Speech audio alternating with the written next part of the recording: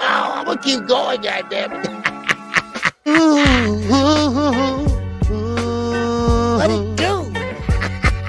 Wow. Carlo has just vanquished Erickson Lubin. The Truth, Errol Spence Jr. There's a big left hand.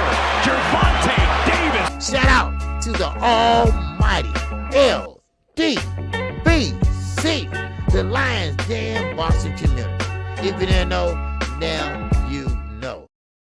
And now you know what's going on, everybody. I am KQKC, and we got my boy Knockout Boxing 86 TV. Sorry, we're a little late. We have some technical difficulties, and we'll have it straightened out for you next week. All right. We had a good night of boxing last night and yesterday evening. And yes, Regis Prograis came out victorious last night. I mean, the women, they was victorious last night. I'm talking about a performance. I'm talking about a performance on the Zone and on Fight TV. So the women showed up and showed out last night. What's going on, Knockout? How you feel? Oh man, I'm good. Enjoyed the weekend of boxing. The lightweight division, they all going back and forth talking shit to each other. So I'm in my happy place, man. I'm good. But how about you, man? Man, hey man, I'm great, man. I'm great, man. I mean, I love what I saw yesterday out of Regis. And I was really pulling for Regis because he went through a lot of things, just getting to that point. And now, as Boom Boom Mancini said after the fight, that Regis now is putting 140 on notice. He said he's not going nowhere until he get another strap. So, well, that means that he want to meet up with Josh Taylor one more time. That'll be a good one. That's a good little scrap right there. Regis did his thing. I noticed something at the fight though that I wanted to talk to you about, man. Your boy Jamal Charlo. Yes. He was in the building. He said he want Dimitri Bivol next. He talking about he wanted to jump up 2 weight classes, man. What's going on with Jamal, man? It was good to see him, but we're going to see that man in the ring anytime soon, man. What's up with Jamal, man? You know what? I don't know. I'm still trying to get up the guts to ask Ronnie, and I know he's not going to tell me what he want to tell me, but all he just keep telling me that he's not fighting right now. And Jamal is a lot of cap now. Jamel, he's doing what he's supposed to do. He didn't fight is mandatory. But Jamal, I don't know what he's trying to do. First it was Canelo, it was Triple G, and now it's Bivol. He wants the big name. He wants the marquee names, but he's not fighting to get up to that level. You got to earn your way up. And that's the problem I have with Keith Thurman. He ain't earned his way up to fight Earl Spence. He been out the ring for what, 3 years? Fought twice out of 2-3 years? Man, he had a fight in 2019. Then he had a fight in 2022. So 2 times in 3 years, yep. Yeah, that's what I'm saying. So I mean that's crazy. That's crazy. That they want to jump up and then Ronnie Shield put it in the correct way. It's not fair for guys like Canelo to sit there and jump up weight class, go down, and give up belts, go up. He shouldn't be able to get away with that. But they allow him to do that, because that money and them sanctioned body fees. And so that's why. So let's see who all in the building. Knockout first. Yes, sir. Yes, sir. Yes, sir. All right. Okay, we got my man Yoda Wise Crush is up in here, the winning team, baby. What's going on? We got Cheese All Out Fitness. What's happening with you? We got Dre the Finest. What's going on, Dre the Finest? Salute to you, my man. Yes, sir. JJJ Grant is up in here, top of the morning to you. All right, Mr. Mechanical. What's going on with you? Salute to you, my man. All right, Boss Dog, a family member is up in here once again. All right, and Jay Reddy is up in here. Yes, sir, I am going to keep up the grind. You guys see 8-3 is up in here. Another family member. We got Little Rick from the south side of Houston. What's going on? We got Zach B. It's up in here. Yes, yes, little OG. I saw our boy Big Charlo. All right, you was at the fight last night in California, baby. All right. Okay. All right. Well, Big Charlo, baby. Big Charlo, man, he got to get busy. All right. Because little Charlo, he's doing what he's supposed to do. He's undisputed, baby. He's in the record books already. All right. Yes, sir. We got young world. Yes, sir. He's over in California too, baby. He's about to take a trip over to Europe. All right. And good luck to you, my brother. All right. And drive and fly safely. I won't say drive safely. All right. Who else we got up in here? Antonio MMA is in here. And we got Macadam Mac of the South is up in here. And salute to you. All right. Who else? Yes, sir. Yeah, I know you're the wise. Yeah, his mic is messed up right now this morning. Okay, so we want to have to work with what he have. Okay, all right. I can hear him and I hear the questions and everything. So, you all, hey, he be grinding. He be doing his thing. Things happen. So, we're gonna work through it, baby. We're gonna work through it. All right. All right. Yes, sir. Who else we got up in here? Okay. Yeah, Young World. KO. Yeah. Young World. Okay. Got it. Okay, who else we got up in here? All right. And that's any coincidence, y'all. My mic was messing up the other day, remember? And I said, y'all can't. He said, no, you sound like a robot. You sound like a robot.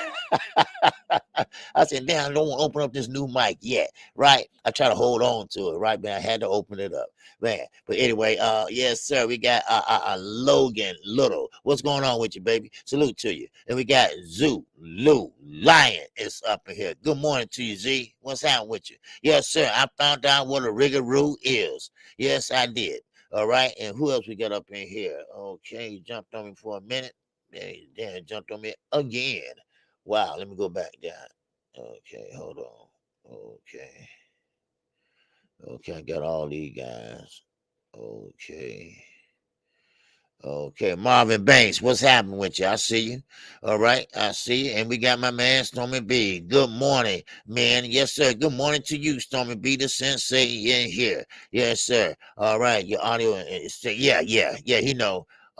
His mic is messing up right now, and so he will have to work with it for an hour and a half. All right. Okay, y'all just be patient. He get it together. All right, just one day. All right, this gonna happen. All right, seen and unseen boxing. Where you been, man? Well, whatever you been, you all right. All right, that's one good thing about it. All right, and salute to you. All right, who else we got up in here? Okay, I think that's about it. No, we got Nate up in here. Reed in 313 in Detroit, baby. What's going on with you? All right. And let me see. That's that cheese all out fitting. We got A1 Hoop Zone in the building, baby. What's going on? A1 Hoop Zone. All right. Who else we got in here? All right. I think that is about it. All right. Yes, sir. That's about it. Knocked out. Yes, sir. All right, man. Let's get to some fights, y'all. And yeah, y'all. OTB, I what's got happening? a mic on. I got a mic on the way, so I apologize to anybody that's having issues hearing me. But we're gonna keep rocking out. So, man, I want to talk about the heavyweight fight, man. I want to start with Fabio Wardley and Nathan Gorman. It was actually about a 3-round fight, but man, it was exciting. It was definitely keep your eyes glued to the TV screen. And man, it was a hell of a fight, man. But what you got on that heavyweight fight that was on the Dillian White card, man, between Fabio Wardley and Nathan Gorman, man? What you think of that fight, man? Man, listen, Mormon went out there, and the first mistake he made, I hope he did some studying on Wardley, because if he didn't, he made a big mistake. Or he was trying to punch with him, which is a big mistake too. Wardley is a big puncher. Now, he is not really fundamentally technical sound, but he punches hard. I mean, he has brick in them hands. I mean, both hands. And right now, he went in there, and Moran trying to fight with him and go toe to toe. Big mistake. A big mistake, because what he did was he bust open that eye. And once he bust open that eye, I think that kind of ticked Wardley off. Did Wardley just say, hey, throw the game plan out the window. That he came with nothing but bricks in both hands, and he got Wardley down. Wardley got back. I mean, not Wardley. He got Moran got right back up. Then he wanted to go right back at him. Then he got knocked back down. I mean, this young man, he hits real hard. Now, he doesn't have like a way of throwing straight punches. His punches kind of wide. They're not straight, but they wide, but they do land. And when they land, you will feel them. And they felt them last night. And I mean, I felt the punches because he just like he just turned on the light and just said, you know what? Forget that. I'm finna knock his ass out. And that's what he did. And I mean, man, I like it. I like it. And it was for the British heavyweight title, not the worldwide world champion title, but just only for the British. But that was a good fight, and I believe Wardley been knocking out them heavyweights over in Britain, man, all this time, and we just never heard about it. And this is why I'm trying to tell everybody about these fights that you don't hear about, and these names you don't hear about. But y'all enjoyed those fights, and y'all didn't even know who they were last night. And I know y'all did. I saw you in the chat. I know, hey, this is a good fight, KQ. So I mean, this is what boxing's all about. All right, this is boxing was all about, and this is what we need to do. You have these unknown fighters fighting the other names of fighters, because you got some good ones out there. Because there's no way that Warren cannot go in there with Anthony Joshua, Deontay Wilder, Fury. He should be right up there with them guys. So but that's all I got on that, man. Yeah. Yeah, man. Wardley, listen, Wardley, he's raw. He's very athletic. He didn't have near the technical skills of Nathan Gorman, and that showed in the first round. Nathan Gorman was jabbing his head off, and I don't understand what Nathan Gorman was doing when he decided he was just gonna throw everything out the window and just decide he was gonna bang with Wardley. Wow. And he lost his he lost his composure, man. He really lost his composure in that fight, and tried to go to war with Wardley. He saw that he had Wardley cut up, and Wardley got way more aggressive when he saw that he was bleeding.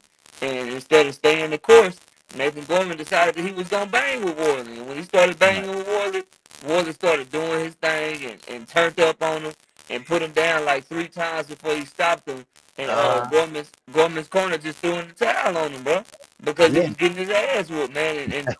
And you would think he would have a better game plan because Wardley had never been past 6 rounds. You know he got all his stoppages early and shit. So if you Nathan Gorman, you should have tried to just keep boxing him to see how he look in the back half of the fight. Maybe he don't carry his power late.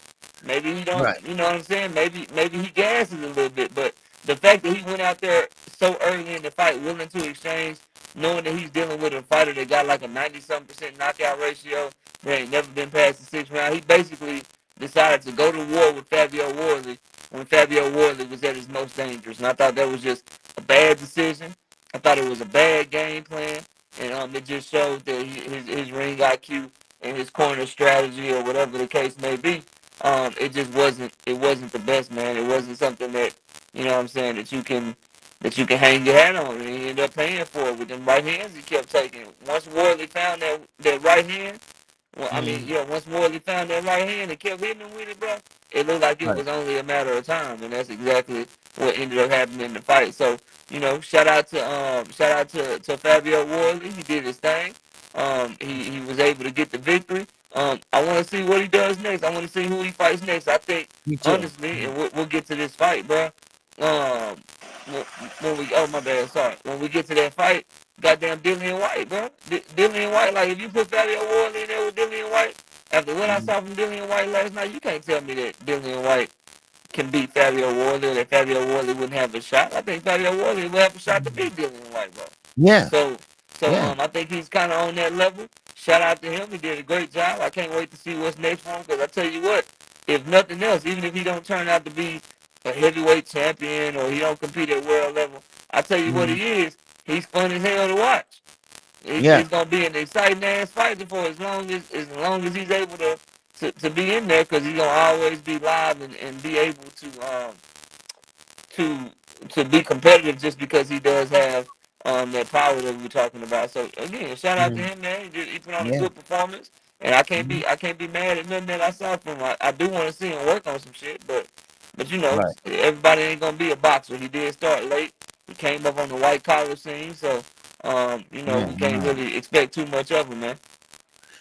Wow, man. Yeah. He's exciting, and I don't understand why he never got in the mix with Anthony Joshua or Dylan White or Chisora.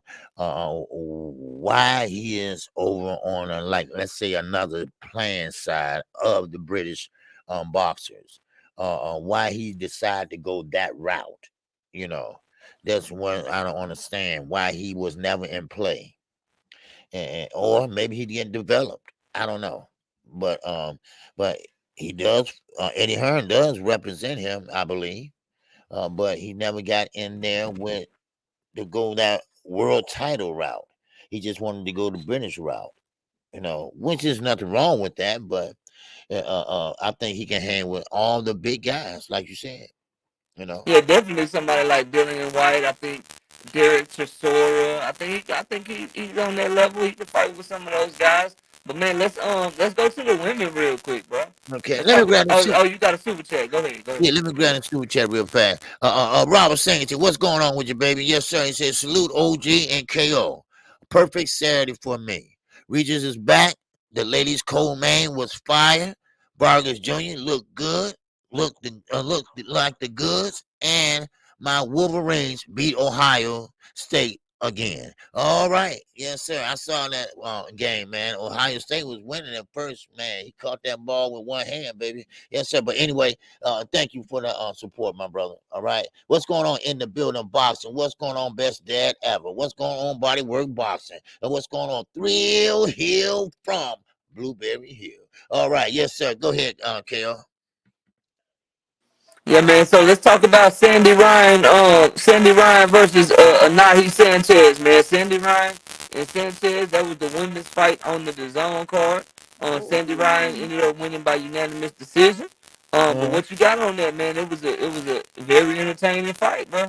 Man, I'm gonna tell you, when the ladies first started out, Shawala 77 said, wow, she looked mean. I'm like, cause when he first came out, they came out the gate kind of slow, and I'm thinking, okay, well, I'm thinking like they ain't no Carissa Shields or nobody like that. But next thing I know, damn, a war broke out. Next thing I know, a street fight broke out, and I mean they were throwing. I mean the smaller woman, she was throwing, and she was throwing with big, mean attentions, and I think I think it was a lot of punches thrown. But like I said last night, they have that mentality, especially the lower weight classes in the women and men, that amateur pedigree where you throw a lot of punches like you're trying to score points. And that's how they fight. They fight like, okay, I'm gonna throw a lot of punches, score, score, score, and trying to like you going for the points. Besides taking your time, slowly but surely working your jab, working behind your jab. They don't do that. Well, then again, they don't have time for that because it's only 2 minute rounds. And that's why you see a lot of KOs. That's what, four, three KOs, six, So I mean, that's how I look, So I mean, it's crazy, you know. So, but they did a hell of a job though, you know. So, but man, I was excited for it, man. I was geared up for it. I'm like, man, yeah, go ahead. Wow, man, there you go again. I mean, they just went at it, and she was trying to time her as she came in, but she just had bad timing. So that's how I looked at it. It was just a exciting fight for the women's, and it was a smaller weight class, but still they let their hands go, and that's what I expected. So, all right, all right. What you got on it, Kay? Okay, he popped out for a minute, but anyway, like I was saying, that so that lady fight, I mean, that was, man, that was on point. And I mean, this is the zone card. And I mean, both lady fights was on point, but that the zone card. I mean, I think it was. I'm not mad at it. Okay, put it that way. With just Dylan White, it just anyway. But okay, here it comes. He's coming right back. All right. Yeah, my bad. I thought I had it fixed, so I tried to do Oh, it, you but it sound did. good now. You sound real good now. Okay, cool. Yeah, Yeah, you sound real good. I was Yeah. trying to get it fixed for y'all in behind the scenes. But yeah, man, Sandy Ryan, bro, she really outpointed Nahi Sanchez, I think. But since Sanchez was so much smaller than her, she was able to Right. catch her coming in some. She countered her with the uppercut some, and she just landed the cleaner, crisper punches in every single round, in my opinion. And the Argentina girl, man, she was so tough. Like Yeah. them women from Argentina, them dudes from Argentina, I don't know what it is in the water. I don't know what type of food they eat, bro. I don't know. All I know is if you got them on your gambling card or something, man, just pick them to go the distance, bro. Even if they got like 12 losses and they fighting a knockout puncher or some shit, man, you just pick them Right. to go the distance, bro, because they Right. going the distance. They are going to put up a fight and they are not Right. gonna fold for nobody or no one. It's like they got something where they send all their fighters to the UK or they send all their fighters over to America and they like, look, if you don't do shit else, your ass is going the distance. You're gonna take these punches, or your ass can't come back home, or something. I don't know, bro. They do something to where they be tough, bro. And she was tough, but Sandy Ryan was more skilled. She only has one loss in her career, but Sandy Ryan has a huge amateur pedigree over there in the UK. So Mm, she's the more skilled, more experienced fighter overall, and it showed. And so yeah. she did what she was supposed to do with her. Got the victory, and she moves on. But like you said, the work, and even in the women's fight that we'll talk about on the Regis Prograis card, I do like the fights. I thought they were entertaining, but in this fight, kind of like that fight that we'll get to in a little bit, I didn't think the work was clean. I thought it was a lot of Mm. slap punching, But a lot of yeah. holding and grappling on the inside. Not a Uh, lot of clean work. Not nearly as clean as the work you saw from like Mayer and Baumgardner or Shields and Savannah Marshall. But it was still an entertaining fight. They still went in there and put on a good performance. And we'll see what happens next with Sandy Ryan. One thing I do want to say though, her one loss, mm, I like that she turned right around, fought that person again, and then beat them. So she already avenged the one loss that she had. So that's good. That's good for her resume and good for her career. And I can't wait to see what's next for her. But okay. she put on a pretty good performance, man. Okay. Everybody, look, hit the like button. We got over 100 and some people on here, and we only got 72 likes. All right. All right. I mean, show your love. Show your love for the grind. All right. Yeah. So we are going over all the boxing from yesterday. All right. If you missed it or not. All right. So make sure you show your love. And yeah, KO, you right. The Argentina guys like Matisse, I mean, Usyk, I mean, Lomachenko, I mean, these guys, even Marcos Madonna. I mean, these guys hit hard and can take a punch, and the women also are the same. Now I don't know what they do over there, but man, they are beasts, But it does wear out, like Matisse saying, it does wear out, like Marcos Madonna, So it only goes so far. It only gets you so far, and then next thing you know, look at Triple G, So, but I think Argentina has a good pedigree for boxing now. First it was Cuba, now Argentina. And this is what they want. They want that great white hope coming from Argentina or that European coming from somewhere. But, we still got some great fighters here in the States. And no matter what nationality you is, they are from the States and they are good fighters. So, Yes, all right. sir. Yes, sir. Man, look, bro, I gotta talk about this. I don't know if you were able to go back. Did you go back and see any of the Zach Parker and John Ryder fight? No. Damn. All right, No. I gotta bring this shit up to you Okay. though, because this shit was sad, bro. Right? So they fighting for the WBO super middleweight interim championship of the world. Right. Canelo Alvarez, and I already told the world, hey man, when I come back, I want to fight the winner of John Ryder and Zach Parker. So they know whoever wins that fight, they Mm, know that they gonna get a shot at Canelo, bro. Right. They know that, right? Mm. So the fight's going on. Zach Parker is boxing very good. He's up on both of the on 2 of the 3 judges' scorecards, and he's up on my scorecards. John Ryder is a pressure fighter. He had trouble catching up to Zach Parker, and Zach Parker was longer, and he was moving around the ring. He was landing some clean shots, right? He was doing his thing, right? Right. The 4th round ends, OG. The 4th round is over. All of a sudden, Zach Parker don't come out the corner, and they start waving the white flag, bro. Why? This man quit because he had a hand injury, OG. In a fight, listen, in a fight for a chance to get a bag against Canelo. Canelo done already told the world, I want the winner when I come back, bro. And this man, Zach Parker, he clearly the A side. It's his promotional company that's putting it on. He's the way longer fighter. He was pot shotting in boxing for 4 rounds and winning the fight. He didn't even go out in the 5th round and try to keep fighting. He quit after the 4th round, said he couldn't go no more because of a hand injury, bro. They talking about he might have broke his hand. Okay. What you got on that, man? Like, I lost my mind, bro. I lost my damn mind, man. This shows you that like I was saying about Conwell, when he got that cut on last night. Okay, maybe that never happened to him before and it distracted him. But come on, Parker, you've been fighting long enough to know that you have a hand injury. Then you do what? Like Gervonta Davis, you use your ability to box. Use your ability to elude your opponent. You use your ability to get out the way and you try to use that one hand and pot shot him and the rest of the fight because you already up. So what you need to do is stay up. Initiate the clinch every now and then work with that one hand, and then keep working. Then throw it out there as a decoy. Throw it out there as a decoy so he won't know that your hand is hurt. Everybody, that's boxing fucking 101. Everybody knows that. Yes, this is boxing. Yes, this is a rough sport.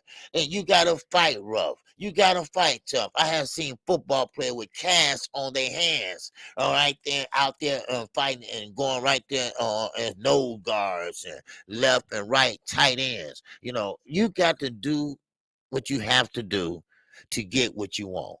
Now, if you're going to go out like a sissy, then you don't need to be in there with the tough guys. You got a hand injury, so I quit. No, that ain't gonna fly, Jack. No, that don't work. And like I say, Gervonta Davis had a hand injury. I don't know, was it broke, fractured, or whatever, but he knew how to fight on the back foot. He said, listen, I gotta use my brain. I gotta use my brain. I got 3 rounds to go or 4 rounds to go, whatever. And so I'm gonna have to keep on baiting them in and throwing that right hand, get out the way, throwing that left, whatever left hand, and use it as a decoy. And that way the fighter won't know. Don't throw in the towel. I mean, damn. Next time you might have a headache, you're gonna throw in the towel, and that really, that's really, that's really, really raunchy. That's really not a fighter way, OG, when you get a chance, you gotta go to ESPN Plus, watch that fight. Yeah. Since you You're said gonna that, be I looked at it. disgusted, bro. Listen, man, like this gonna sound harsh. It's gonna sound real harsh and real mean, but he might well retire, bro. I know he only 27, 28 years old, but he might well just leave the sport of boxing. He ain't got no heart, bro. Yeah. He ain't got no heart. He ain't got no dog in him, bro. He gonna especially he fighting at 168, bro. He fighting at 168, and then he'll probably be at 175 one day. Like, bro, it's killers up there, bro. You might well hang that shit up, bro. You ain't got no dog in you. Like, you literally, I think, like, if it was like a eye injury and he couldn't see out his eye, or a leg injury and he can't move no more and shit. But bro, like, I've seen so many fighters hurt their hand in the middle of the fight and just keep going, bro. And just keep going. You know what I mean?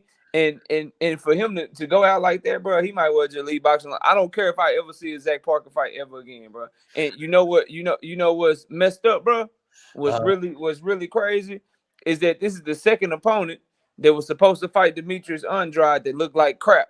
Right. That Demetrius Andrade didn't fight. Janabek didn't look good. He looked very beatable. And then now Zach Parker showed he ain't got no dog and no heart. Right. And man, I just wish Andrade would have fought one of them, at least one of them, bro, Okay. Yeah. and been in position for a big fight. So that's kind of what I left the fight looking. I was like, bro, this shit, I can't believe I gotta talk to the OG about this because this man just literally quit, bro. He quit. He looked at his hand, he shook his head no, walked over to the doctor, said, I just can't go, my hand. And then he walked over to John Ryder, started pointing at his hand and shit like, oh, my hand. John Ryder like, shit, that's cool with me. I'm finna get this Canelo bag, you dumbass. Right. Yeah. Hey, Yeah, that's cool with me. I'm finna get this Canelo money. The fuck you yeah, mean, bro? man, and, you know, and like I say, this is common sense, you know, and if you really want it, if you really have that heart, if you're really a true boxer, you know, you will find a way. Your trainer will tell you what to do and find a way to tell you how to go in there and pretty much, you know, like I say, throw the decoy, throw a range finder, you know, just throw something out there with that hand. So he won't know there is something wrong with it. And then you can disguise it. Initiate the clinch. Run the clock out. You're up on the scorecards. What the hell was you thinking of? That's what I'm trying to figure out. What the hell you were thinking of? It's all kind of ways that you could have ran it out and ran it and won that fight. Now, you might not got the knockout, but still you would have got the victory. And then on to perhaps Canelo Alvarez. Or OG, even if he would have lost, I'd have had more hope for him if he lost and we saw that he could only throw one hand and John Ryder just start walking him down and putting too much pressure on him. And then he just got knocked out. I'd be like, all right, bro, he got hurt and shit. He got hurt. I saw that he was doing good when he had both his hands, but he lost one of his hands. He got compromised. John Ryder took advantage of it. I'm looking forward to seeing Zach Parker again. But that shit didn't happen. He didn't even give us that, bro. He was like, nah, I'm good. My hand hurt. I got my hand hurt, bro. I'm straight. Like, bro, you might well just hang it up and sit down somewhere. But yeah, man, that shit was crazy, man. But let's get to the next fight, man. We gotta talk about the main fight before we get to the Regis card, man. We gotta talk about Dillian White and Jermaine Franklin, man. I know it was a very sloppy fight. It was a very hard fight to watch at points, but we do gotta talk about it, man. What you got on Dillian White and Jermaine Franklin, man, in their heavyweight fight that was the main event on the zone that afternoon, man? You know, well, you know, Dillian White, you know, he's on his way out, basically, might as well say. Dillian White has always been sloppy. For some reason, he's slew-footed, but when he's in the ring, it's like he's not on steady legs. I don't know what it is. He's rocking like, you know, and every time he get hit, he get out the way and he just shakes. And I don't know.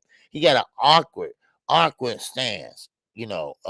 And so, but still, I won't say trash, but I think his better days are behind him. And I think he built up a tolerance of getting knocked out. And that's why it was so hard for Jermaine Franklin to knock him out, or pretty much because a lot of people have that fight even last night.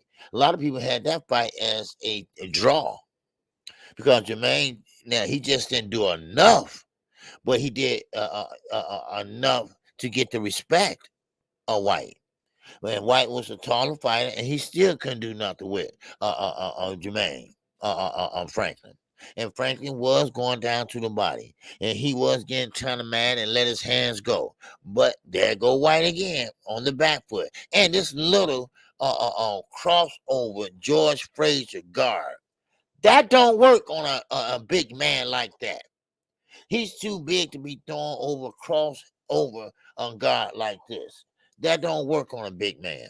Because all the smaller man's going to do is go to your body and break your body down and bring them hands down, you know. So, but you know, Franklin been out the fight for a long time. I mean, out of the ring for a long time. I think 3 years, if I'm not mistaken. And I was always wondering what happened to him, you know, because he was been the next Deontay Wilder. He was been the next star, but it fell at the wayside. You see how he was undefeated. It just fell at the wayside. I don't know what happened, bad promotion or whatever. Nobody want to work with him. I don't know. But one thing about it is that he did what he had to do, and it looked pretty. It looked sloppy, like you said. White, he looked sloppy, and I think White barely squeaked through Saturday night and Saturday afternoon. So, but that's all I have. Yeah, I agree with the decision too, OG. Like Dillian White, he was clearly the A side. He was competitive enough. He was the aggressor in the fight. I don't have an issue with him winning. I will say this though, he get hit way too much. Yeah. He get hit way too much. He already been knocked out 3 times. It's only a matter of time for somebody to cut off his light switch again, bro. It's only a matter of time. That his defense is horrible. He's working with Buddy McGirt now, and no matter how good of a trainer you may think Buddy McGirt is, he can't fix what's going on with Dillian White. If Jermaine Franklin is cracking you with combinations and hitting right hands on you and making you have to dig deep and fight hard, and Jermaine Franklin is somebody who's only fought 5 rounds since 2019. To go to your point, OG, he fought 1 time this year, and it was only a 5-round knockout that he won against a guy that already had 21 losses and had been knocked out multiple times. Fought some guy named Rodney Moore who 20 wins and 22 losses before fighting Franklin. So he just ain't really fought since 2019 if we keeping it a buck. And so for Dillian White to struggle with somebody like that, bro, and then Jermaine Franklin, he fought hard and stuff, but he didn't even look like he was in great shape. Right. And Dillian White struggling with him, like, nah, bro. And they trying to set up Anthony Joshua versus Dillian White. Right. At this point, believe it or not, I think Dillian White is nothing more than a tune-up for Anthony Joshua, bro. Right. Like I like Dillian White need to sit down somewhere. He gonna get hurt, bro. He gonna get hurt real bad. That's heavyweights. You can't be taking shots like that. He lucky Jermaine Franklin can't punch. Right. I was gonna say Jermaine Franklin, he's not a big puncher. Because, like I said, he didn't do enough, and the punch that he threw, he walked right through him. But let's just say that was a big puncher, and it would be a different story this morning. So yeah, if it was a big puncher, he'd have got his ass knocked out, bro. He'd have got his ass knocked out. Like, it's time for him to step aside, and it's time for us to see guys like Joe Joyce. Time for us to see guys like Jalolov. I like what I saw from the big old dude that was on the Regis Prograis card. Yeah. You know what I mean? Like, it's time for guys like that. Gary Big Baby Anderson. And it's their time, bro. Like, Dillian White, go sit your head down somewhere. I heard he's a promoter and shit now. So, go promote. Go do some. He's funny. He's always fun to listen to. So go fucking do some analysis. Go get a job somewhere or something, bro. But sit your head down, because you're gonna mess around and get hurt. But that's really all I got from the DAZN card, OG. But we gotta talk a little bit about these lightweights, bro. Gervonta Davis, Shakur Stevenson, fucking Devin Haney, man. They talking a lot of shit, and it all started from the Rise podcast, man. Yep. There was a shout out to the Rise podcast. Tank Davis came on there and did an interview with them, and he was talking with Blue Blood, and Blue Blood stood his ground and told him his opinion. Hey, man, I think Devin Haney gonna beat you. Tank ain't like that shit, man. Right. Tank didn't like that shit. Tank said, look, and I think Blue also told him that Shakur Stevenson, he thinks Shakur can get him. He says there's 3 people that can beat you: Devin, Shakur, and yourself. Tank got mad at him, got aggressive, said, hey, man, look, the only person that can beat me is me. I sparred with both of them. I cracked both of them. And then Blue told Tank, he like, but I heard Devin Haney got the best of you in sparring. Yeah. And then Tank say, nah, that shit, he ain't never got the best of me. As a matter of fact, did he tell you that his daddy had to take him out the ring, that Floyd had to stop me, that I almost knocked him out? And all the boy, they was going at it. And then it went to Twitter, and they start going back and forth in Twitter, and it ended with Shakur saying he gonna make easy work of Tank Davis, because Tank Davis a midget. Then you got Devin Haney telling Tank Davis, you know what I'm saying, that I beat your ass in sparring. Somebody showed the footage. I know somebody got the footage. Right. And then Tank Davis said, I don't mess with none of y'all. Once I get done with these 2 fights, talking about Hector Luis Garcia and Ryan Garcia, once I get done with them, you know what I'm saying, tell y'all promoters, line this shit up, set it up, and let's get it popping. So I'm loving the energy from everybody, OG. I can't lie. It just makes me happy on the inside to hear these young brothers, you know what I'm saying, going back and forth and shit. But what you got, man? What you got on that, bro? What you got on that whole situation, man? Man, Bill Haney, he called it Thanksgiving, right? and he gave his daughter $40. He said, and she said, "What is this for?" He said, "This is Tank's Day. This is Thanksgiving, right?" And I don't know what that was supposed to mean. I guess that must have been funny, but he said someone has the footage out there. Now, one is Floyd, the other one is Ellie Setback. Now, he said Ellie Setback do not want to release it. Now, Ellie Setback is not it's not no client privilege or nothing like that. He can release it if he want to. Like Andre Ward said, we don't owe the fans nothing. Yes, you do. Yes, you do.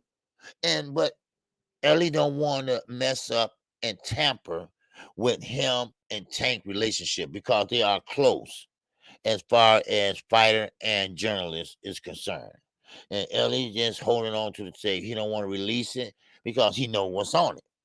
So, and that will pretty much verify what Devin was saying.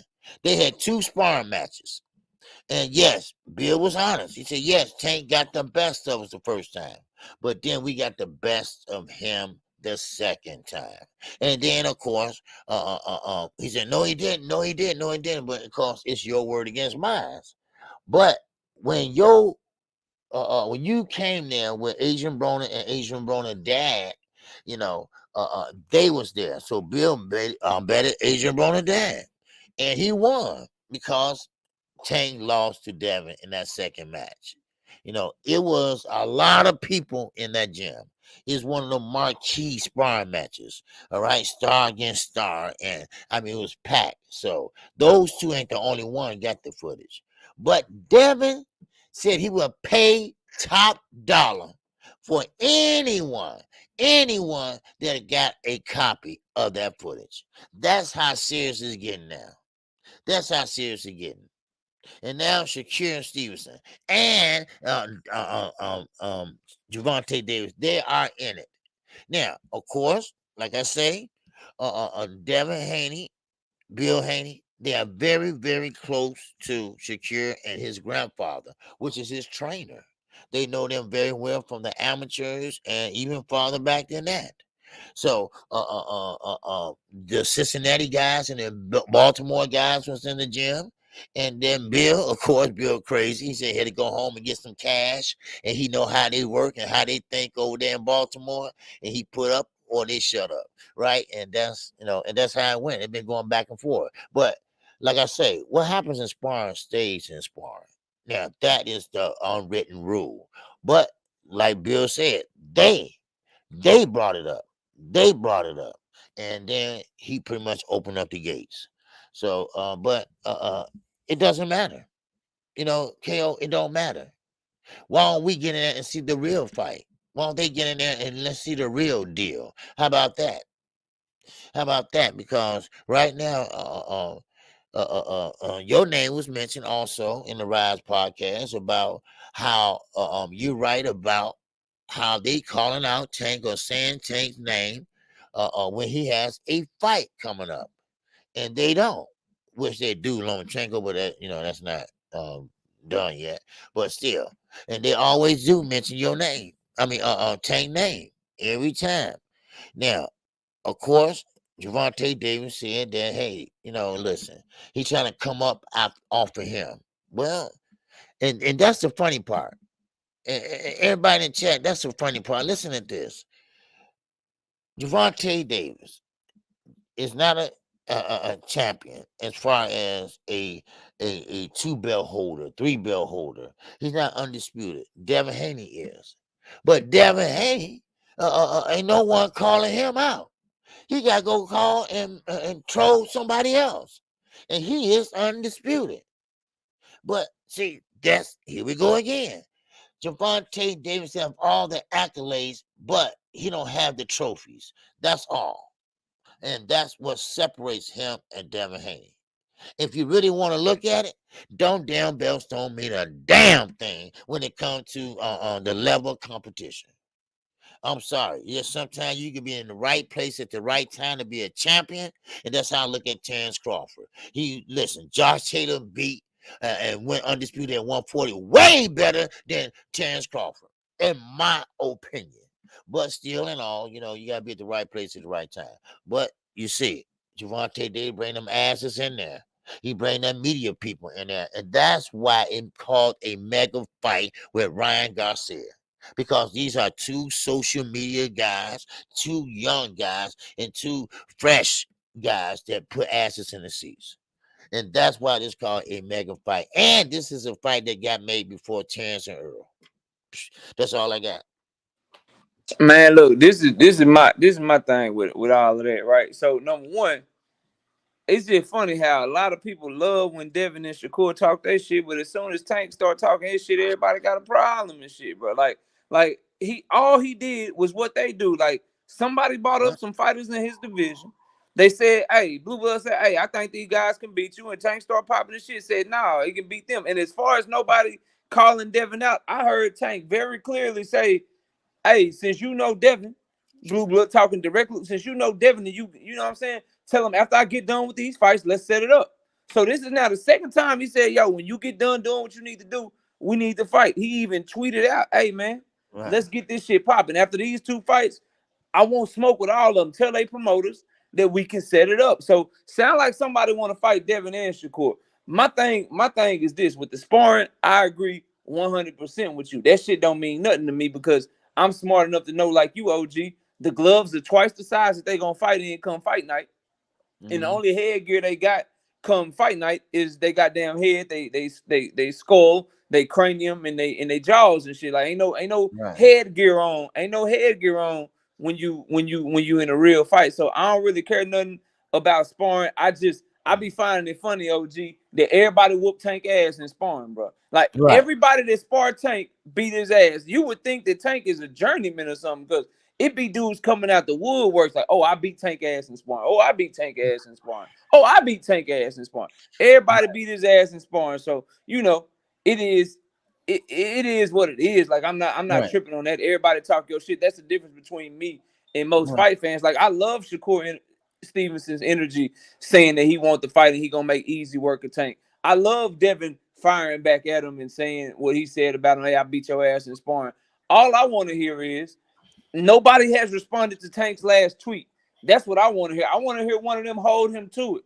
I want to hear one of them say, "Hey, man, look, bro, you said you want my promoter to set it up. I bet we reaching out to you right now.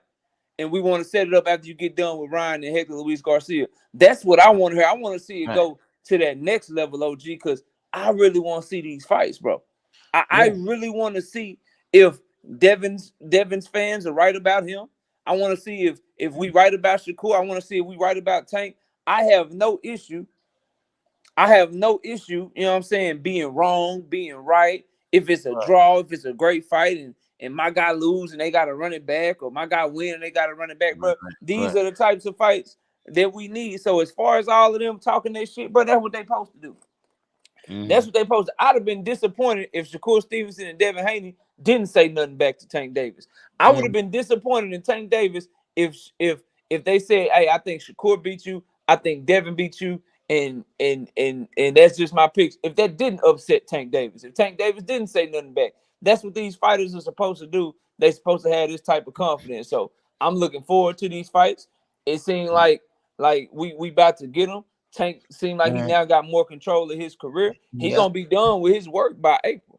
He gonna be done with his work by like April and May if he's able to beat Hector Luis Garcia, and if he's able to beat Ryan Garcia, that should be done by the summertime. And then we got a whole half of a year, whole another 7 to 8 months. We need to get these big fights, bro. And I'm just gonna tell all my Devin Haney fans in the building, all my Shakur Stevenson fans in the building, rock with y'all heavy. Y'all know I got mad love for y'all. But you're going to learn a valuable lesson that my mama taught me a very, very long time ago when it comes to Tank Davis.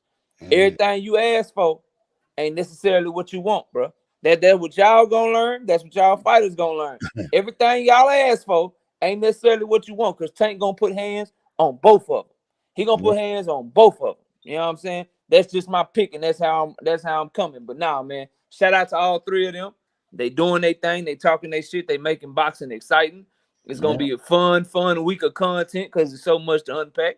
We got to get back to the fights, but we had to touch on it, OG, because they going back and forth. I'm looking at the fights, but I'm like, damn, I gotta look at Twitter too. I gotta look at Twitter Right. too, because these boys going back and forth. So man, it was Yeah. it was fun to see and glad that they all going back and forth. And I'm glad and just you know what I'm saying, this new age OG, like I'm just glad all the buddy shit is out the window. You know what I'm saying? Like all that shit, Shakur coming to tank fights and shit, going backstage, taking a picture and shit, Devin and Shakur taking pictures together, being cool and shit. Man, they need to get all that shit the hell up out of here, bro. And they need to just fight and get this shit popping so we can see who the man is, bro. But that's all I got on it, man. I ain't really got much else. Okay. Okay. All right. Yeah. I don't have too much else on it either, you know, but I would like to see Gervonta Davis. I don't know if he's still with Mayweather Promotions or not.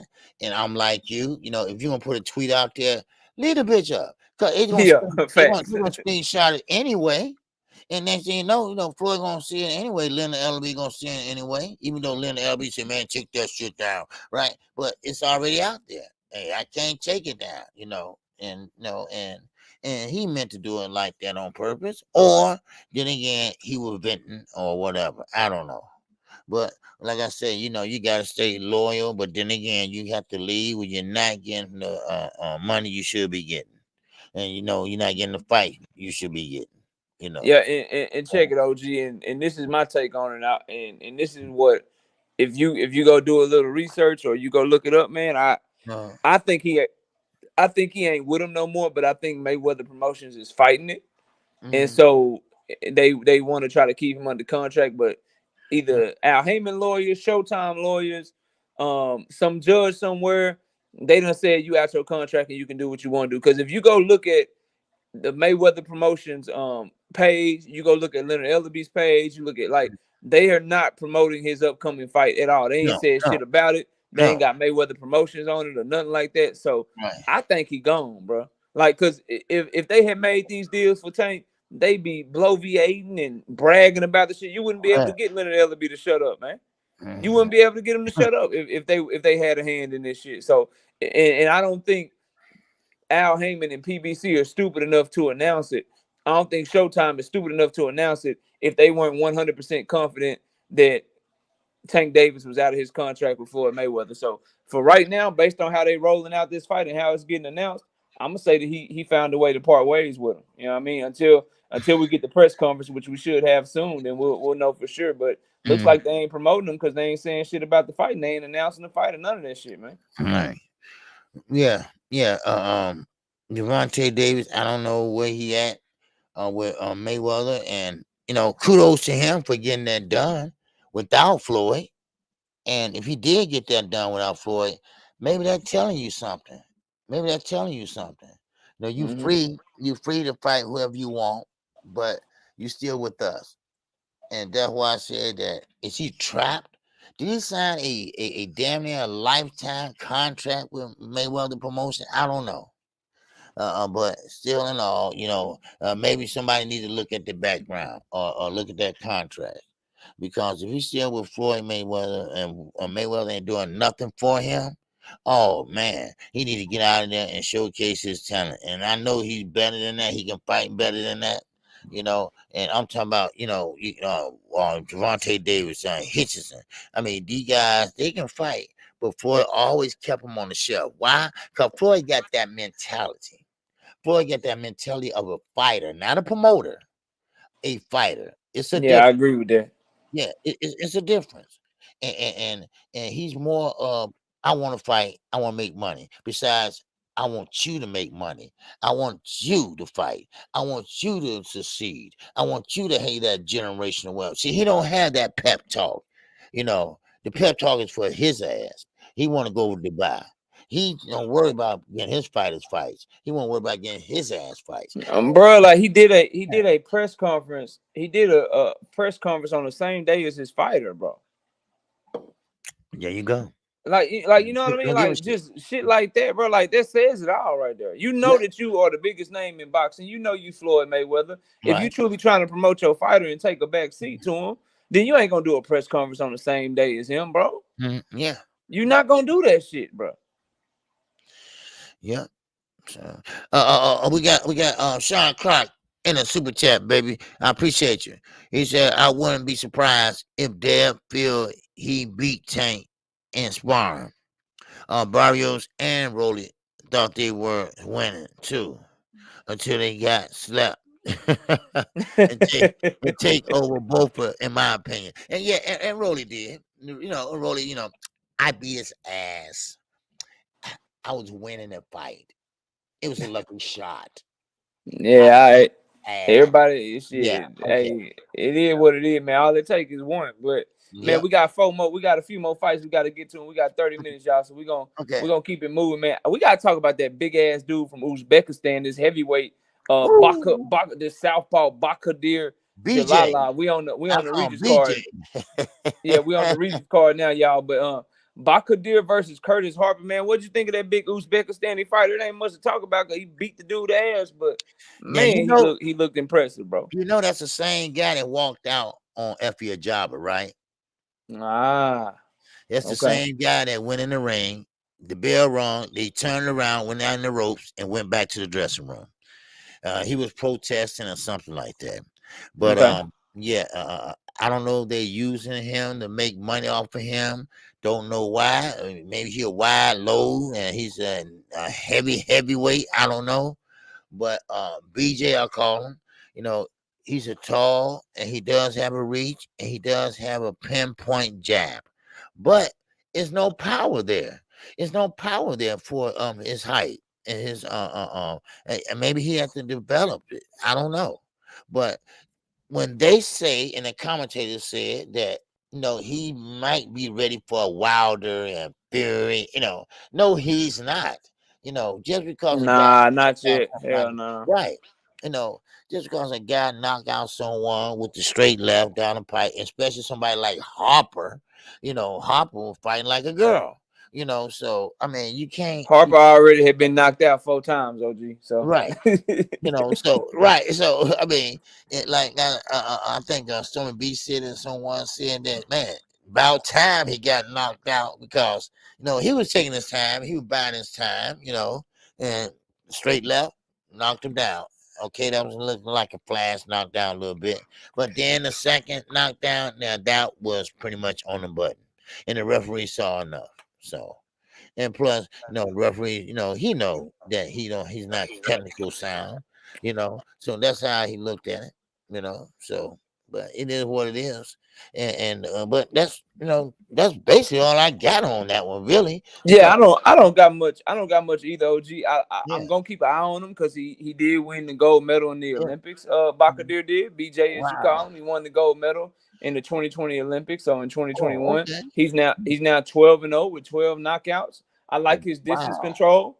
He can move pretty good. So a southpaw like him, at the heavyweight division, mm, they can move like that. They got a nice straight left hand. He can cause some problems just because guys aren't used to the angles and of a right, southpaw and him being that long and that rangy. He can hit people from a distance that they can't hit him from. And look like right, he got pretty good power. I mean, he got 12 knockouts in 12 fights. So I'm definitely gonna keep an eye on him. oh, okay, But again, level of competition. I agree with you. Like Curtis Harper ain't nothing that's gonna make me jump up out my seat and be like, yeah, bro, okay. I see uh, it. I see it. Now you the best prospect in boxing. Now I still right, think guys like Jared Big Baby Anderson, Joe Joyce, like those are the names I'm really still looking at. But he's right up under them. We'll see. We'll right, see how he does and how he continues to progress. But he put on a pretty good performance, and so that's pretty much really all I got on him, man. I thought we'll see what's next. He was a minus 5,000 favorite, so.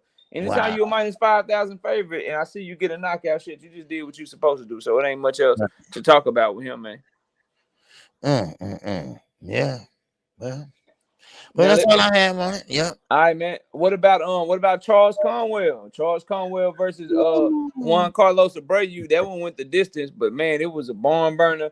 And for my Yeah. money, other than the Regis and Cepeda fight, I Yeah. I gotta say Conwell and Abreu kind of stole the show a little bit because Abreu fought back way better than Cepeda did. So we'll get into that in a little bit, but Conwell and Abreu, man, that was an entertaining fight down at 154 pounds, man. What you got on that fight?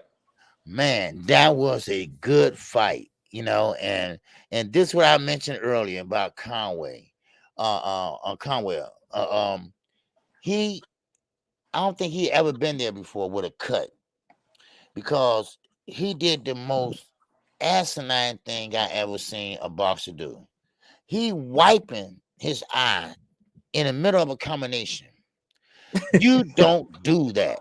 You don't do that. You lucky he didn't go on his damn back. I don't know what he was thinking of. Then, of course, now I get this. You clench and you trying to wipe. But the more you wipe a cut, the more it's going to bleed. The more you opening it up more. He should just left it alone. And if the grease then hold up, then you're gonna have to fight. You're gonna have to fight the best way you can. And this is what I'm saying. And this is what I'm saying. And this goes back to Parker. You know, you got to reach down deep. You got to use your imagination as a fighter. You got to know and pull out your bag of tricks. You got to make damn adjustments. And now, of course, Conwell is an Olympian. He should know better. He should know better. Okay, I got this cut. This cut is glinting in my eye. So what I'm going to have to do is move around to my left.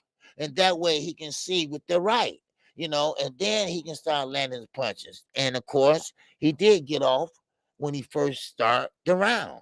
First fresh 3 minutes. And then, of course, he get hit in the eye and start leaking again. Then he go right back into high guard panic mode.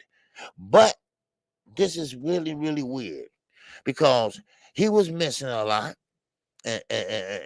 Abreu, he was scoring, but he was holding on and scoring and hitting. And then again, he still was hitting, but that didn't have enough power to keep Conwell off of him. And that's the issue, the power. Now, Conwell, he's going to have to learn how to make adjustments.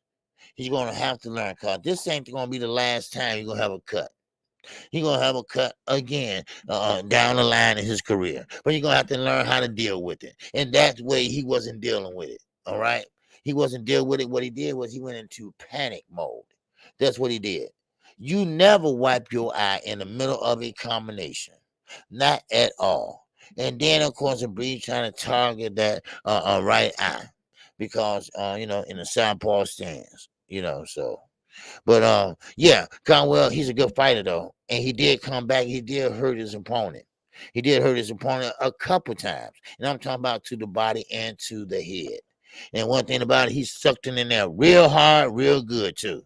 So I mean, you know, those good body shots, damn good body shots. But you know, he didn't give up. He didn't give up. Yes, sir. He was throwing them back. They were counter-punching the counter-puncher to the counter-puncher. And that's what they was doing. So, but I say, listen, you know, I would like to see them running back. But then again, I think Conwell gonna move forward. You know, that's what I think. Yeah. Yeah. Yeah, Conwell's style is very fan friendly. He's a very good inside fighter, man. Very good inside fighter. I need to see him more from mid range and more from long range though. Like I like that he's trying to get inside, but I need more of a tougher jab to get inside. I need more of him being able to counter on the outside. But on the inside, I like how sharp his punches were. I like the left hook was nasty. He did a lot of really good things. His footwork, taking different angles and pivoting around and being able to turn his man and get his back off the ropes. I thought he did some really good things. But like you, I'm hoping he learns from getting cut for the first time, because he did do some things when you're cut, like focus on his eye too much instead of just fighting and letting the cut man do his job. But he persevered through it, man, and he landed the cleaner shots, and he won a pretty wide decision. I said this though yesterday on Twitter, and I stand by it. I think watching Conwell hit Abreu with those shots, and watching Conwell be able to do what he did to Abreu, that really made me see how special Jerron Boots Ennis is, because Jerron Boots Ennis fought Abreu too, and he got him up out of there in 6 rounds. Right. And so just think of the power and the explosiveness that Jerron Ennis had to have in order to get somebody that tough out of there, man. Because Conwell was hitting him with some mean, nasty shots, and he couldn't get him up out of there. I do think though, as he gets deeper into his career, I think he's gonna have to do something with his conditioning, OG. Yeah. I think he's gonna have to do something with his conditioning. I think he's carrying way too much muscle. And I think that's gonna come back to haunt him later on in his career if he don't find a way to kind of lean out and have a better win and get that work rate up, because Conwell, he's a thudding puncher, but his power may not be what his record suggests, especially if he gets to the high level. He start fighting guys that got a jab, they can fight off their back foot, they can hit him with some shit coming in that's gonna get his respect and make him stay on the outside. I need to see more outside boxing skills from him. I need to see more mid-range skills from him. But overall, I think he's a very good inside fighter. I thought he's very sharp and crisp on the inside. I like his framework. I like the way that he uses his guard on the inside. I just need to see what else he can do before I'm ready to say he's a top flight, top notch prospect. But I'm looking forward. I'm looking forward to his next fight, man. I can't wait to see him fight again. Yeah, me For too. sure. You know what I mean? But shout out to him for doing a great job overcoming some adversity. Unlike Zach Parker, you know what I'm saying? Shout out to him for not being like, oh, I'm cut, I quit. Oh, You know what I'm man. saying? Like shout out to him for doing that. So shout out to Conwell. Great performance by him. We got the co-main though. We got another ladies fight, man. This one was entertaining. We got Valet versus Bermudez, man. They were fighting for the IBF and WBO 108-pound women's titles. Valet was able to get the nod. I think Adelaide Bird, though, needs to sit her ass down somewhere. She is a horrible judge. Do you know what she scored that fight? I'm serious. OG, I'm serious though, bro. Do you know what she scored that fight, bro? What she had? She scored that bitch. She scored that bitch 99-91 for Valet. What were you looking at? Like how did that fight was closer than that shit. They don't let her. Hey, it's not that they let her judge. OG, they still letting her judge championship fights, bro. I know, man. Damn, bro. But what you got on the fight, man? God, man. Hey, listen, Bermudez, she was the more sharper boxer. She had the more sharper fundamental skills. She wearing the high guard. She working behind the jab. She coming with the overhand right. She trying to time it. She come in, wham. But she pretty much didn't work out for her, because Val, she was all over the place. I mean, she was here, there, and there. And like I said last night, she was throwing punches. I mean, she just letting them go. She letting them fly. And I'm talking about you got to have some goddamn moxie to throw a counter punch while you halfway turned around, right? And I'm talking about letting your hands go. And I mean, she was just saying, okay, I'm just going to let my hands fly. And where they land, they land. And she started coming back too, KO. She started coming back and looking good. She started landing punches, and then of course Ramirez, she coming with a left and a right, but they weren't getting through. Because Val will not be still for her when she can reset and measure and pretty much throw the right hand. But I mean, it was a good girls' fight. It was a good lesson to be learned, and LA Bird, she knew that damn fight was closer than what it was. I don't know what was her interest in that fight, why she was there, and why they got her calling that fight, But anyway, yeah, I mean, that lady fight, I enjoyed that one. And Val, she did what she had to do. And of course, I thought Ramirez was the better fighter. She had the high guard, and she was firing off one at a time, and that's how I saw it. And Ramirez, she was pretty much throwing one punch at a time, while Val was throwing in combinations. She might throw 10 punches at you, and might land 2. She don't care. She coming right back out there and doing the same thing. So, all right. So yeah, that was that last part, OG. I saw the fight like you. I thought Bermudez had the crisper work. I liked her jab better. She was fighting off the back foot better. Valet's aggression and punch count won her the fight. That's what I thought. That's what I saw. I saw that Bermudez might have landed a nice 1-2, but then Valet would always try to steal the play. She throws 6 punches and land 3.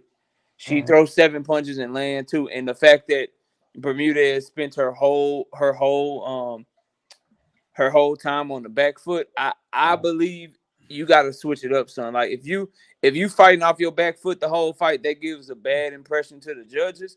And if you fighting off your back foot the whole night, you need to be able to be cracking somebody, making them miss all the time, and you just counter punching them, pivoting around, and the judges can see that you got them swinging at air and shit. If you on your back foot and you ain't landing shots and you can't stop them from coming, but then they come in and get some busy work, get you Right. against the ropes every now and then, it ain't gonna look good to the judge. And I think that's honestly what cost the champion, who Bermudez was the defending champion. I think that's what cost her the fight, was the fact that Valet was more aggressive and the fact that Valet was throwing more punches and always trying to Wow. get the last say in exchanges. Now I scored it 97-93 for Valet, but shit, 99-91. I don't see how you can only give Bermudez one round in that fight. So Adelaide Birdman, after that 118 to 110 Canelo scorecard in the Triple G first fight, like I don't, bro. How many mistakes do you get to make? How bad of a judge do you get to be before they say, nah, we good, we don't need you no more. We're gonna let you judge. We're gonna let you judge these 6-round fights or these 4-round fights. We know somebody gonna get their ass knocked out, bro. How Right. long does she get to keep judging with these bullshit scorecards, man? I don't know, and it's not somebody higher up, someone someone in her equal should say, listen now, what are you looking at and how are you scoring these fights? Just flat out ask her ass, because she have outrageous scores and they are nowhere near her scores at all. Anybody Nowhere needs near to what be actually happened in the fight, bro. right. That's the Exactly. that's the issue. Like this fight was not a 99-91 fight. That No, it wasn't even close to that, bro. And that's just right, disrespectful for these fighters that put in all this hard work and they right, can't even count on the judging. I've been saying this forever, man, and I know it's something that'll probably never happen. But I mhm, feel like they should know the score going into every round, bro. You know how much more entertaining a fight would be if fighters right, knew what the score was after every round and shit. And these judges should have to stand on that shit. That way we can know what bullshit you on. Like I need to know what 9 rounds she gave to Bermudez and how that shit happened, bro. Like I want to see that shit. And then maybe if Bermudez knows she down, maybe she does get on her front foot. So I think they need to find a way to where, like in every other sport, they know the score of the game or they know the score of what's going on way before the right. fight is over. It's like the fighters don't get to know until the shit's already over and they can't do nothing about it, bro. Hmm. So Hmm. I wish they would do that, bro. It is what it is. And shout out to my wife, she in the building. All right. Miss Knockout Boxing, 86 TV. Saluting and good morning to you, Queen. Yes, All right. ma'am. What's good? What's good? All right, man. Last fight. We got about 15 minutes, man. Let's talk about old Regis. And Mm. Jose Cepeda, Regis becoming the 2-time 140-pound champion. I see Coach Glove Up Boxing and more in the building. I know he's Oh. excited straight out of New Orleans, man. I just want to say, though, real quick, all y'all Louisiana people, y'all go listen to how they announced Regis. They did say coming out of Houston, Texas. So I don't even think he repping y'all no more, man. They say fighting Wow. out of Houston, Texas. So we claiming Regis, man. We got Regis out here in Texas. But go ahead, OG. What you got on Regis and Cepeda, man? That was a great fight, bro. Great way to end the night. Yeah. It was. It was a great way to end the night, but I was getting a little frustrated, right, with Regis, on maybe the first 4 rounds, and I was telling Nick J, and she didn't like the movement either. She didn't like why he was. I'm like, why is Regis not stepping in to land that jab? Because he kept on doing this. And he wasn't nowhere near a Cepeda. Then I thought about it. I said, wait a minute. I know what he's doing. He throwing a decoy out there. He throwing a throwaway jab out there. Why? Because he wants Cepeda to focus on that stick. Keep on focus on it. I'm going to throw it a couple more rounds. And then when he's focusing on it, bam, there go the left hand. Bam, there go the left hand. Bam, there go that sneaky left hand. And then he caught him a couple more times. And then that's when he started getting busy. And then there go that jab again. There go Cepeda. He's like a bird falling that motherfucking worm. He's like this. He like that. And then bam, here come the left hand. And then Regis stepped it up. I mean, he had a very good game plan. Now, I didn't like all this this and this, and which it was hard to time him, of course, but I didn't like all this, but he took his time, broke him down, hit him with a left, and threw the decoy jab. Then he went in for the kill and finished him. So I would say that was a damn good fight. I think Regis was in shape. I don't think he ran out of gas. I think he had enough petrol in there. And I think that was a damn good fight. I really do. And then, of course, Regis started turning up some more. Cepeda trying to counterpunch, and Cepeda got a couple counter punches in there. But Regis was so high on adrenaline that he walked right through Cepeda punches. And then he started working the body. And then when he hurt Cepeda, then that when Regis say, you know what? Here come the onslaught, baby. Here come the onslaught. He was going downstairs, upstairs, around the corner. I mean, all the way from around the corner to the park. He was throwing bombs and lefts and rights, and Cepeda went down. He did not let him breathe. He did not let him get one off. And hey, kudos to Regis. He had a good game plan, and he finished his opponent before the 12th round, and everything worked out perfectly for Regis in that fight last night. So Yeah. he put everybody on notice that at 140 it's a new sheriff in town.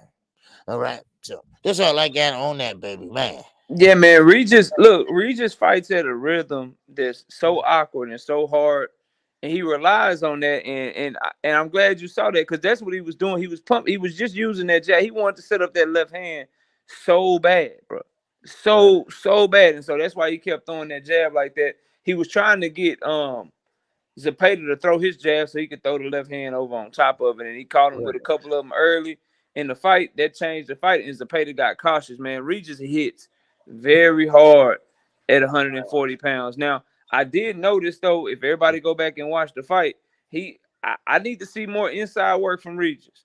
He gets a little square. Sometimes he would lean over and kind of lunge in, squared up, trying to go at Cepeda when he went at him and stuff.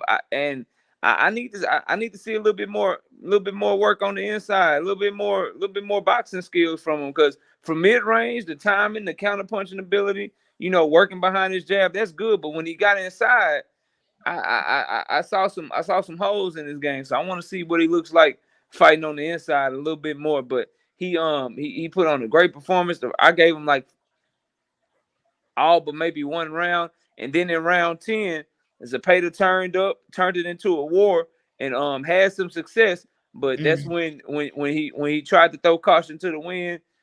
That's when he opened up more, and it got even more dangerous for him. And then when they got into the 11th round, man, Regis hit him with such a huge left hand, overhand left, that just stopped him in his tracks and hurt him, and then went on to finish him, man, and became WBC champion.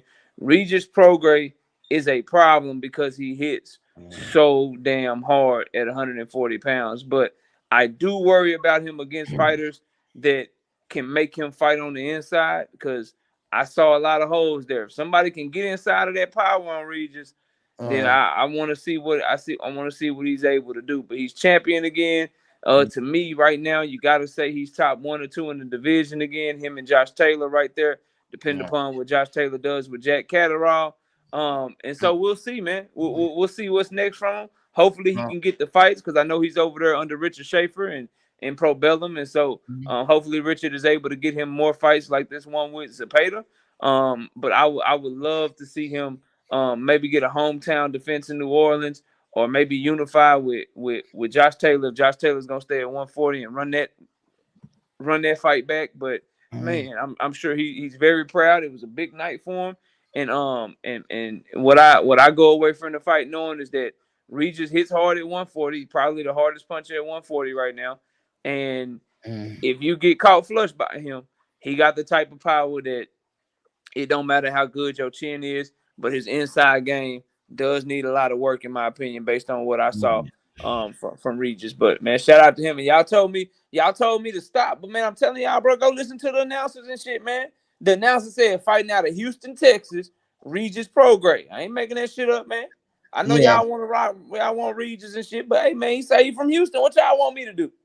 I didn't make them Right. say that shit, man. They asked Regis, y'all. They say, Regis, when we announce you, Mm. where you want us to tell us you represent. That man said Houston, Texas. That's all I'm saying, bro. Y'all can get mad at me if you want to, but that, hey, that's what he said, bro. I'm just telling you what the announcer said, man.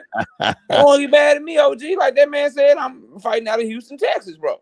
I don't know Yeah. what y'all want me to do. You know what I Yeah. mean? But Yeah. man, Kids, it was a he great really. weekend. It was a great weekend of boxing, OG, and Regis capped us off, man. And do Uh, you think so he's in the WBC?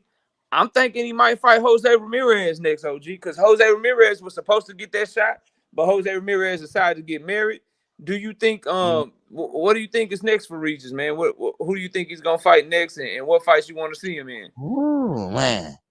Well, he hold a belt now, so I'd like to see him fight some other belt holders. I'd like to see him unify. But it don't matter. It don't matter. I still like to see a rematch with Josh Taylor. Yeah, And yeah, that I mean, Regis, what he did last night, he put 140 on notice. He yeah. let you know that I'm here. Y'all got to go through me too, and I'm not no easy cookie. So, and that's what he did last night. So, but that's all. That's all I got on Regis, man. Regis was a beast last night, and like I say, he's proud to be from New Orleans. Okay, he got New Orleans on his chest. He got New Orleans on his chest right there, and he's rigoroo. Now, goddamn it, somebody explain to me what's a rigoroo, right? Some I people don't know. say, I need to look that shit up too, OG. man, they saying I it's don't a know what that shit werewolf. is, man. I don't know. Some people say it's a werewolf. Some people say it's a what is that? A swamp monster or some shit. I don't know. But why would you name yourself Rigoroo? I don't know. Shit, it's a bad, hey, it's a bad motherfucker walking around. That's what he is. Yeah, Bad, you he a know. bad motherfucker, man. Yeah. So, hey, do you see Jaime McGee in the ring last night? No, I ain't see. What Jaime doing, bro? What he Yeah, he doing? was. Yeah, he was in Cepeda corner. Yeah, Okay, yeah, I got for you. friends. Okay. Yeah, he was friends and maybe Mexican buddies. I don't know. Maybe Cepeda, since Cepeda ain't never missed weight, maybe he can teach Jaime Munguia how to make fucking weight. Right. And maybe he can teach Jaime Munguia how to actually fight people, because Jose Cepeda done fought every goddamn body. Wow. maybe he can help him with that shit, OG. I don't know, man. Goddamn, man. They don't be fighting nobody, bro. But you got a super chat right there, man, if you want to catch it. You got Yeah, two yeah, I of them. see.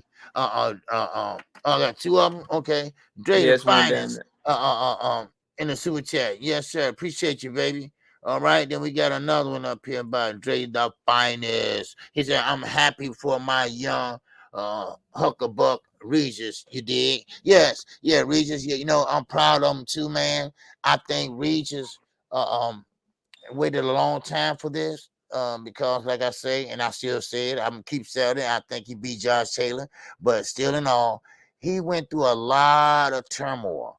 I mean, fighters playing crazy, fighters getting out of fights. He had to then start training camp over. Hell, he spent damn near 20 weeks in training camp because he had to start over. Another fighter. I mean, he just had a bad luck. I mean, he was just like a bad luck slap rock from the Flintstones, right? And it just was really, really, irking him. And when I interviewed him that time, he was really in a bad place, because he believed that they was blackballing him. They wouldn't let him, fight for eliminator or nothing. Then he didn't even have a promotional company. Then, of course, Richard Schaefer got Pro Bellum, and he saw the potential in Regis, and they took him. They took him. Pro Bellum took him, and now he's a champion. That's why I say I like his backstory, and I'll tell you all more about it in the days to come. So, but that's all I have. I got you. I got you, OG. So this is what it is, bro. A Mm, Rougarou. Before we go, this is what a Rougarou is, man. It's a okay. monster from Cajun folklore.